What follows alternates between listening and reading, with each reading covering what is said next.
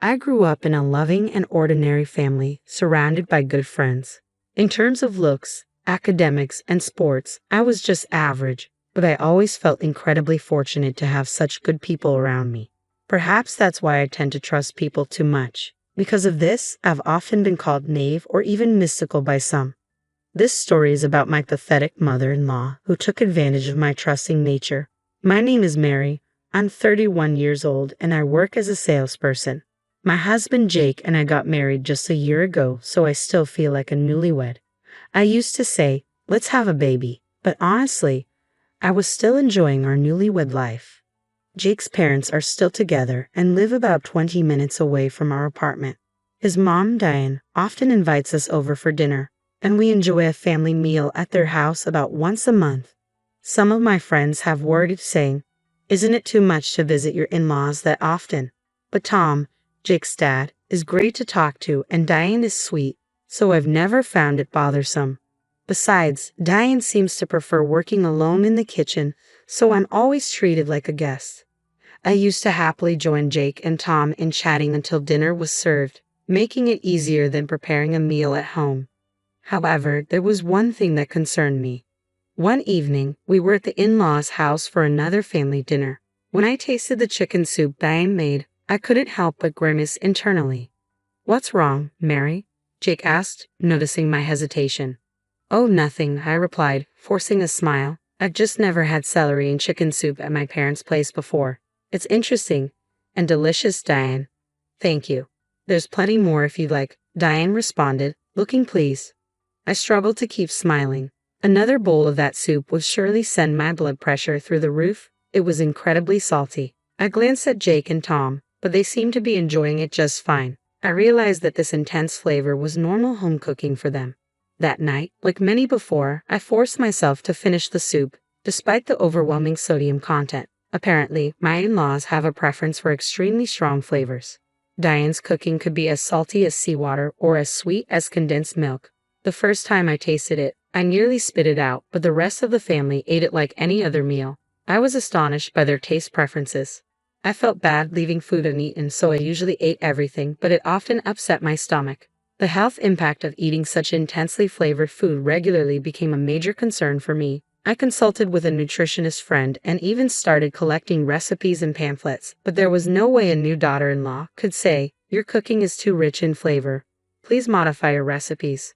At home, I cooked with normal seasonings, exactly as the recipes instructed, and thought the food tasted good. I often asked Jake, is it good? And he always replied sweetly, whatever you cook is delicious. But considering the rich food he grew up with, I couldn't fully believe he was being honest. Regardless, I prioritized our health and continued to cook with moderate seasonings. There was one more thing that worried me. Diane sometimes served less than fresh food.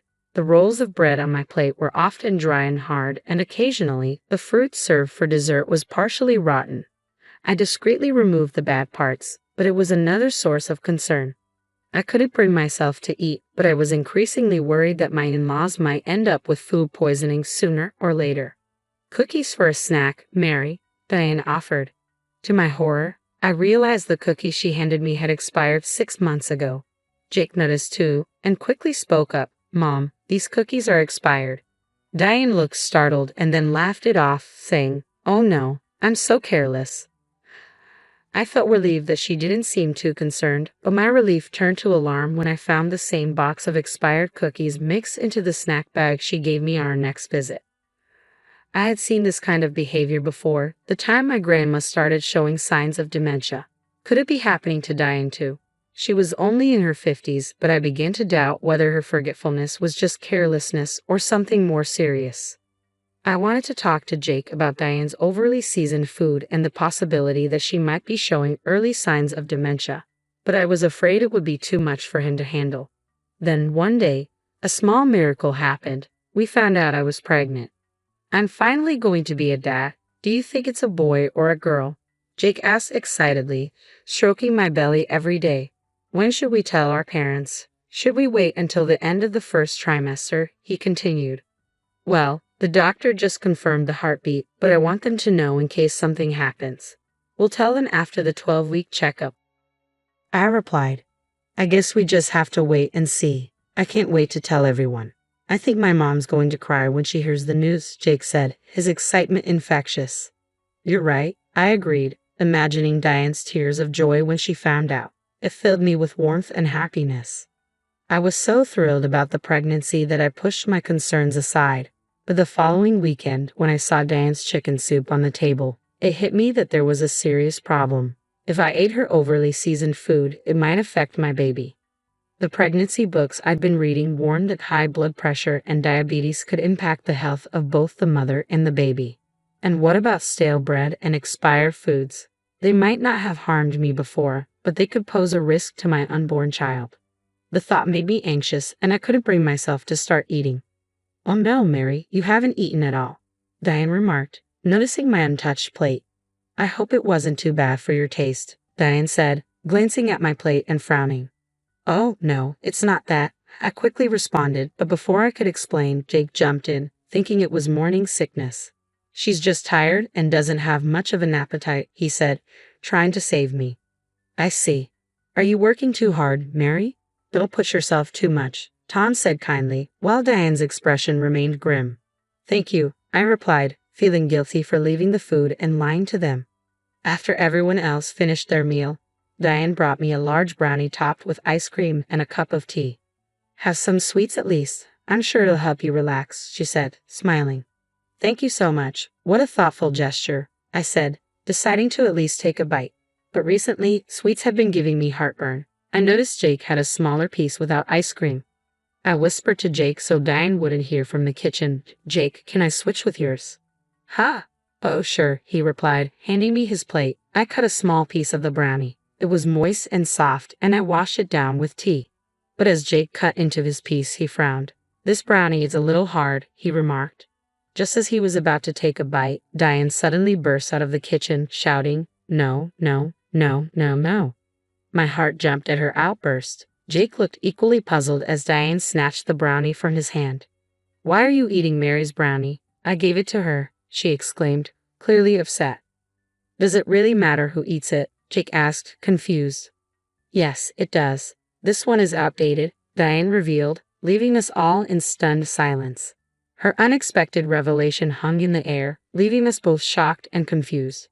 I didn't notice the brownie was old because the ice cream was melting on top, I said, hoping to diffuse the tension. But my words only seemed to confirm Diane's intent. Jake turned to his mother, his voice calm but filled with a quiet fury that made the moment even more chilling. So you tried to hide the staleness by adding ice cream, didn't you, Mom?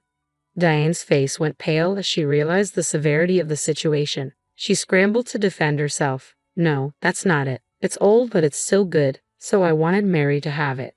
Jake wasn't convinced. Then why did you stop me so forcefully from eating it? You gave it to Mary knowing it wasn't safe.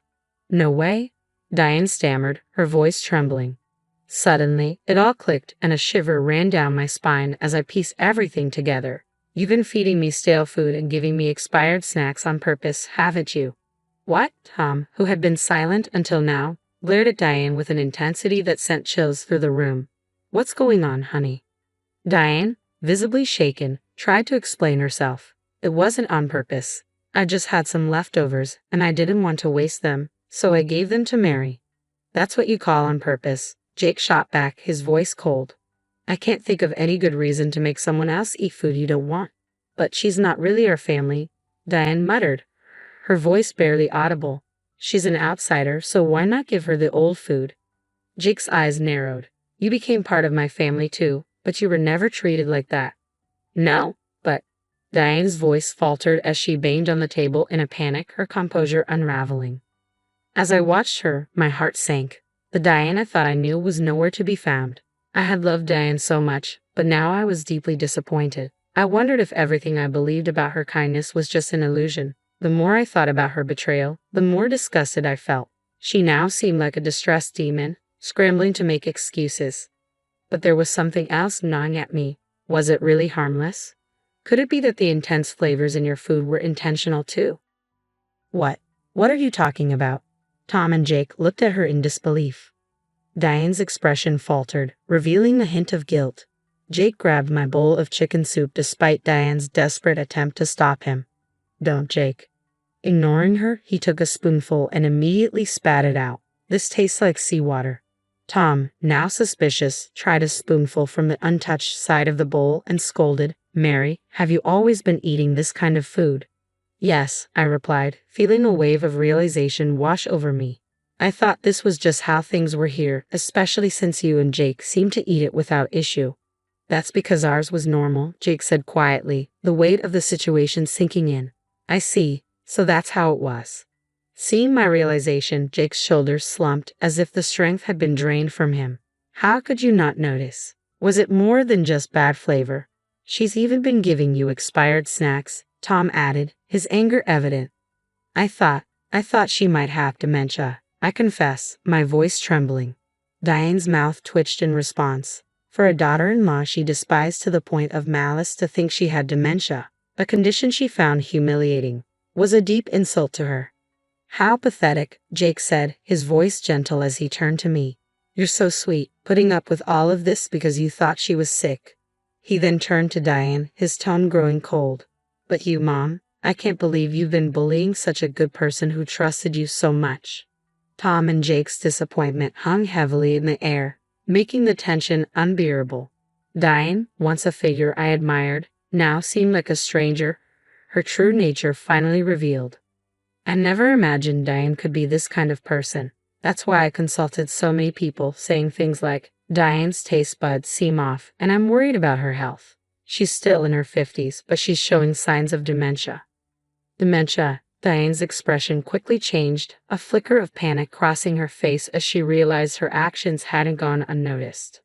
"Yes, I talked to many people, my parents, friends, even some colleagues at work," I continued, pulling out a stack of pamphlets from my bag. "They were all so helpful, giving me tips and resources. Here, take a look." I handed the pamphlets over, piling them on the table. I have been carrying them around, intending to discuss this with Tom and Jake someday. I never expected they'd come in handy in this way. "Wow, you were really worried about her," Tom said, unfolding a pamphlet as if touched by my concern. But Diane was furious. "You're terrible. I'm not sick," she shouted. "No, it's you who are terrible," Jake snapped back. "Unlike you, she has a pure heart. She was sincerely concerned about you." "Shut up, shut up," Diane screamed, her voice shaking with rage. "I never liked her from the beginning." She pointed at me, her eyes burning with anger. "You, with your dumb face, took my beloved son away from me. He didn't even notice the harassment." "Are you serious? You're an idiot if you can't see what an amazing woman Jake married," Tom shot back. "You were fooled by your own jealousy." "What?" Diane was taken aback, her fury momentarily halted. In front of me, my in-laws were locked in a fierce argument. It was shocking and painful to see someone I once trusted turn against me so viciously. As I lay in bed that night, Jake whispered to me, "Why didn't you tell me before we got married? If I had known." Diane, overhearing, looked momentarily hopeful, as if hoping for some redemption, but Jake's disappointment was clear. The rift between us all had deepened, and there was no going back. I knew it. Jake was on my side. If I had known earlier, he said quietly, I would have cut ties. Ignoring Diane's despair, Jake held me tightly. "I'm sorry, Mary. I didn't realize how much you were going through." "I'm sorry too," I replied, for not recognizing her true intentions sooner. Diane's eyes twitched, clearly shocked to hear such words from someone she had always looked down on. "I married you because you were pure and kind," Jake continued. "Don't worry, we'll never come here again." "Wait," Diane pleaded, her voice desperate. "You can't do this. I'm your mother." "You were a terrible mother," Jake said firmly. "I'll never let you see your grandchild." "A grandchild?" Diane's eyes widened as she finally noticed my belly. If only she had realized earlier, before her schemes consumed her, things might have turned out differently. "Let's go, Mary," Jake said, extending his hand. I took it and slowly stood up. "Wait, I'm sorry," Diane cried out, rushing to grab Jake's arm. "It was just a small mistake." But Jake dismissed her, turning to me. "I'm not the one you should be apologizing to." Diane glanced at me, her eyes full of disgust. I couldn't bring myself to forgive someone who had harbored such malice against me. Before she could say another word, I spoke up. "I trusted you completely, and you betrayed that trust. I can never trust you again, not for the rest of my life. I won't allow someone like you near my precious child. Goodbye." "No." Diane collapsed in anguish as we walked away without looking back. Tom, watching us leave, seemed to understand that we would never return. It's strange to think about it now, but if only Diane had cherished our relationship, she could have lived a happy life as a grandmother surrounded by her grandchildren. What a tragic mistake she made. When I finally told my parents and friends who had supported me, they all seemed relieved. You finally realize, they said, some stunned, others nodding knowingly. Apparently, everyone but me had been aware that I was being mistreated, but they hadn't said anything because they knew how genuinely concerned I was about Diane. At least they had listened to me, collecting pamphlets and offering advice, waiting for the day I'd see the truth for myself. When that day finally came, I felt a wave of shame and embarrassment. My face burned with it. But thanks to the mountain of material everyone had given me, I was able to prove that my concern had been genuine. Because of their help, Jake and Tom were completely on my side. I realized then just how blessed I was by the people around me. Now, 2 years later, my life has taken a different turn. I've been busy taking care of my little son, who is celebrating his first birthday today. I'm hard at work preparing a birthday cake, fried chicken, and other dishes I'm not accustomed to making. Jake has been a great dad, playing with our son and changing his diaper. In the midst of this, I get a call from Tom. He was invited to the birthday party, so I'd pick up the phone without hesitation, assuming he might need to ask me something. "Hello, Mary," says the voice on the other end, sweet and probing. It's not Tom. Even after 2 years, I recognize Diane's voice instantly. After we cut ties, we moved to a new place far away from her and only told Tom. I blocked Diane's number and had mine erased from her phone. Thanks to Jake and Tom acting as shields, I didn't have to endure an unwelcome visit at the hospital when I gave birth. I've been able to live a peaceful life, and now she wants to ruin it. Just hearing her voice sends a shiver down my spine. "Where's Tom?" I ask. "He's in the bathroom right now," she replies. "Isn't it my grandson's birthday today?" I don't think Tom told her, but she might have noticed him discreetly preparing a gift. Jake senses something's wrong from my tone and gestures to take over the phone, worry etched on his face. But I give him a thumbs up, indicating I've got this. I continue the call, knowing that the innocent, naive wife I once was is a thing of the past. "Listen, Mary," Diane begins.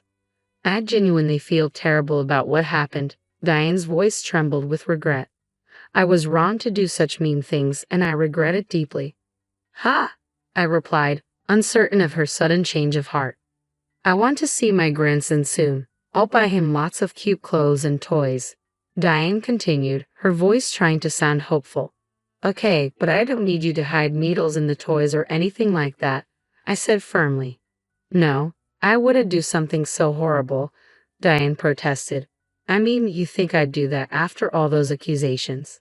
"You fit me all those disgusting things," I countered. "It wasn't just a little too much salt or sugar. It was unhealthy and potentially dangerous." "But I really regret it," she insisted. "You're kind enough to understand that, right?" "I'm often told I'm kind," I said, "but it's not just kindness. I'm just too trusting. Once someone betrays that trust, it's gone forever." "So you'll never regain my trust," I told her firmly, "and I won't forgive you. I'll never let you see my precious son." "Wait, Mary." Diane's voice cut off as I ended the call. I could hear Tom and Diane yelling at each other on the other end. I hung up, feeling a mix of relief and sadness. "Sorry for that," I said quietly to Jake. "You're getting stronger, Mary," Jake said, his voice filled with pride as he placed a comforting hand on my shoulder. Of course, I and his mother. My son looked content lying in his crib, and when he saw me, he flapped his little hands happily. I picked him up, rubbing my cheek against his soft, tiny body, which still carried a faint scent of milk. His eyes reflected pure joy as he looked at me, filling me with a wave of protective, maternal love. I've outgrown the gentle, naive wife I once was. Now, I'm determined to be strong and vigilant to protect my family. "Oh, it smells so good," I said, noticing the birthday cake was almost ready. My son's happy coos made us both smile broadly. In the past, I was carefree and blissfully unaware of others' malice. But that was because of the people who shielded me. Now, it's my turn to protect my family. I'm resolved to be strong so that these happy days can continue for a long time.